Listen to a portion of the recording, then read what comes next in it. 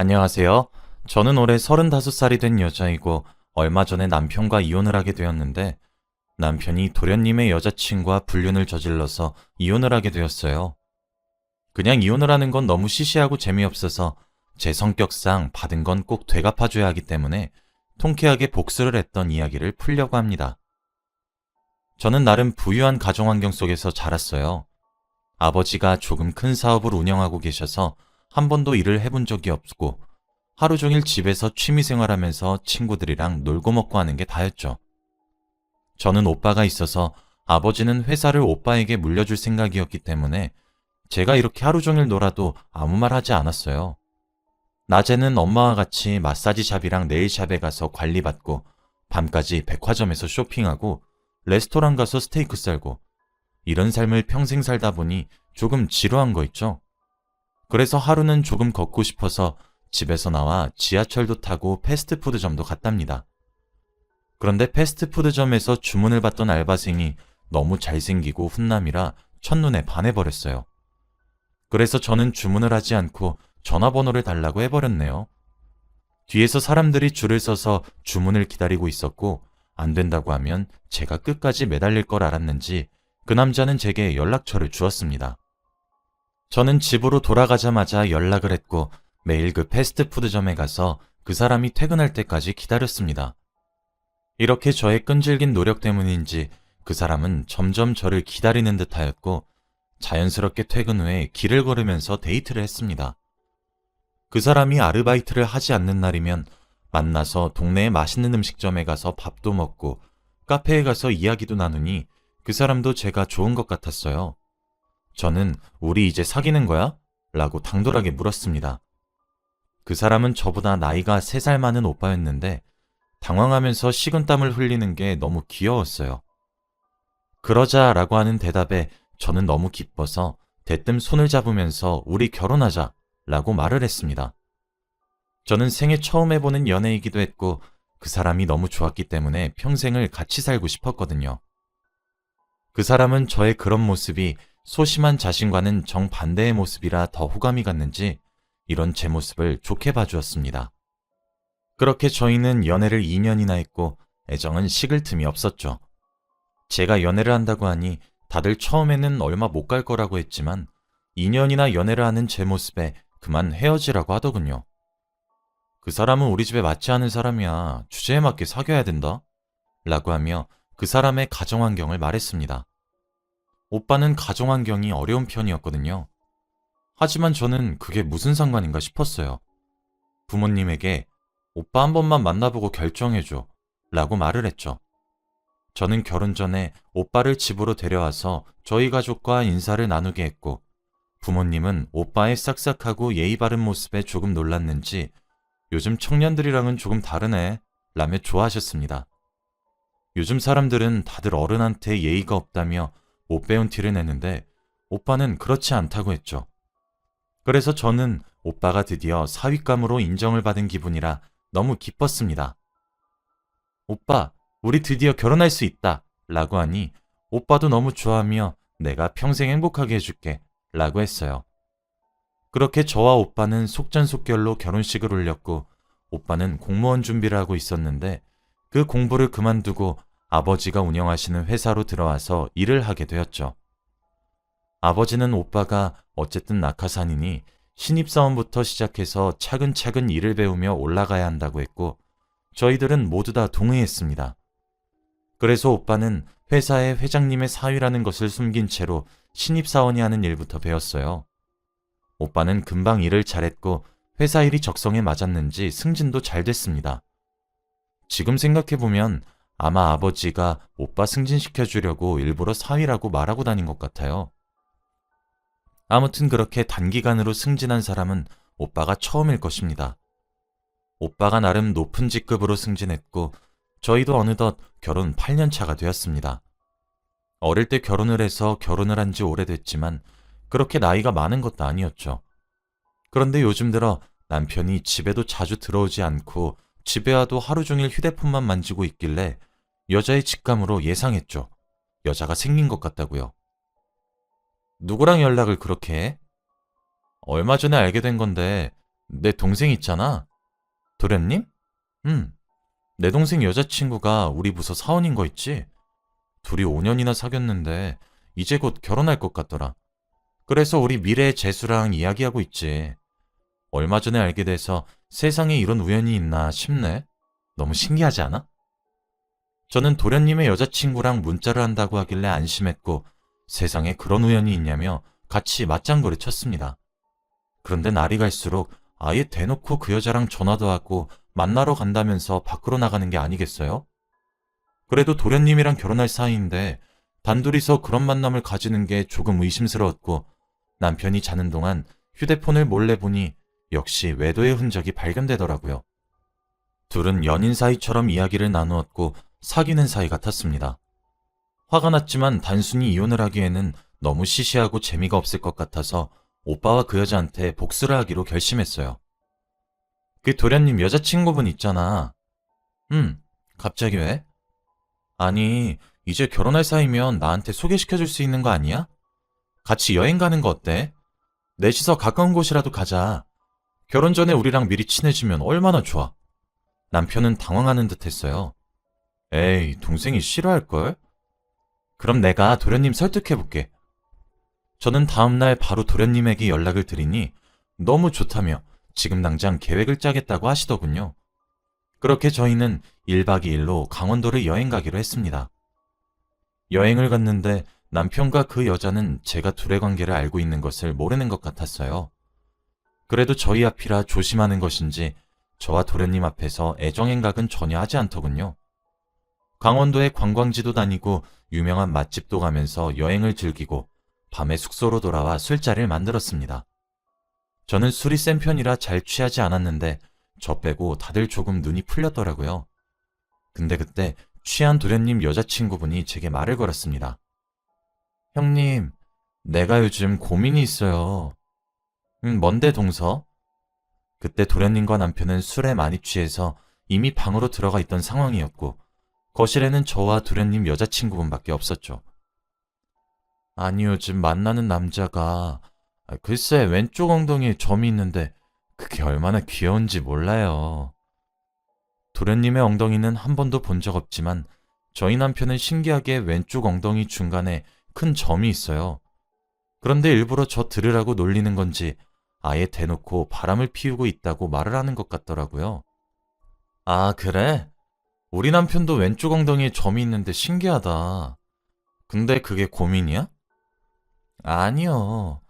형님, 이거 형님만 아셔야 해요. 말해봐. 여자들끼리 비밀인데 당연히 지켜야지.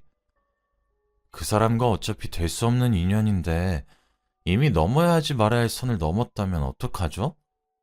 저는 그 말을 듣는 순간 도련님의 여자친구가 굉장히 당돌하고 만만치 않은 여자라는 것을 알았습니다. 그렇게 당차게 남편과 바람을 피우는 것을 아내인 제 앞에서 말하다뇨. 아무리 제가 알고 있다는 사실을 모른다고 하더라도 이건 아니죠. 동서, 그래도 안 되는 사이면 끝내야지. 근데 그게 마음대로 안 돼요.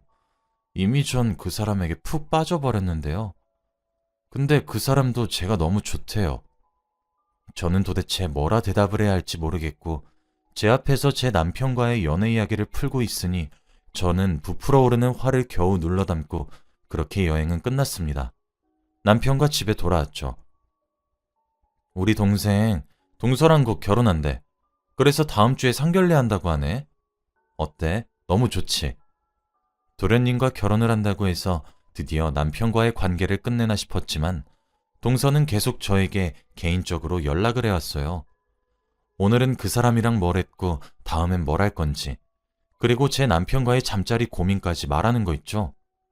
그 고민을 저도 똑같이 하고 있는 것들인데 언제까지 동서 입에서 나오는 것을 지켜봐야 할지 제 생각엔 그냥 제가 대놓고 자기한테 화를 내는 걸 원하는 것 같았어요.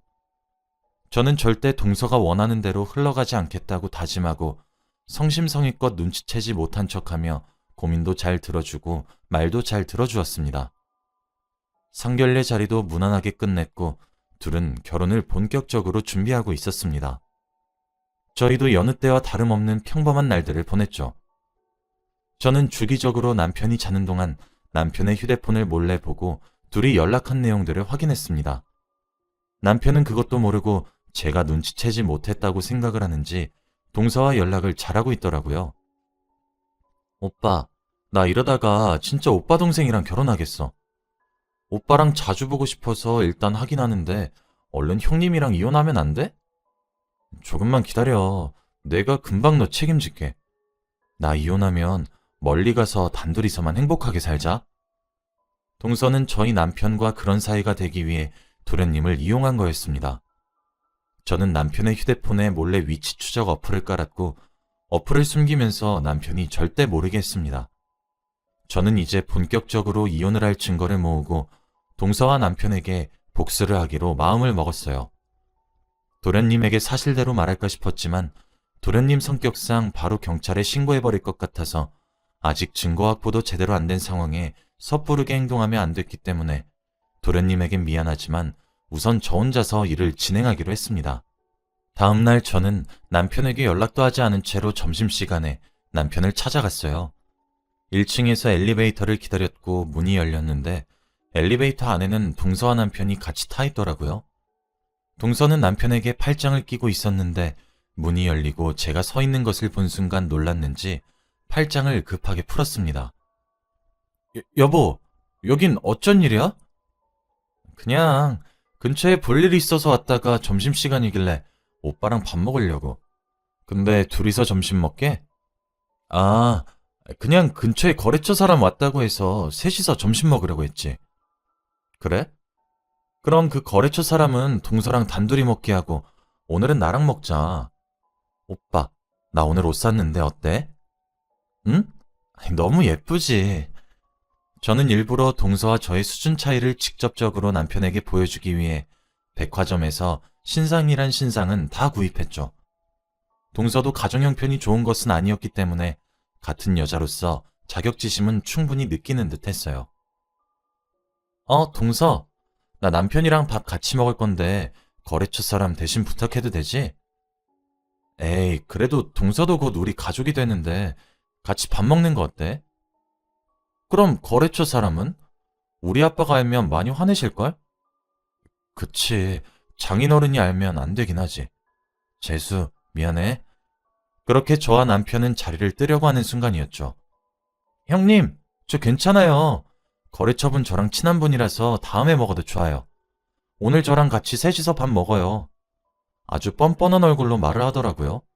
저는 누가 이기나 싶어서, 그래? 그럼 나야 더 좋지. 그럼 내가 잘하는 곳 있는데 거기로 가자. 내가 살게. 라고 했죠. 저는 아예 그들이 범접할 수도 없는 최고급 레스토랑으로 갔고 동서는 눈이 휘둥그레지더라고요. 제가 그 레스토랑에 가니 다들 저에게 깍듯이 인사를 했고 제 짐을 받아주었죠. 동서와 남편은 한 번 더 저의 위대함에 놀랐던 것 같았어요.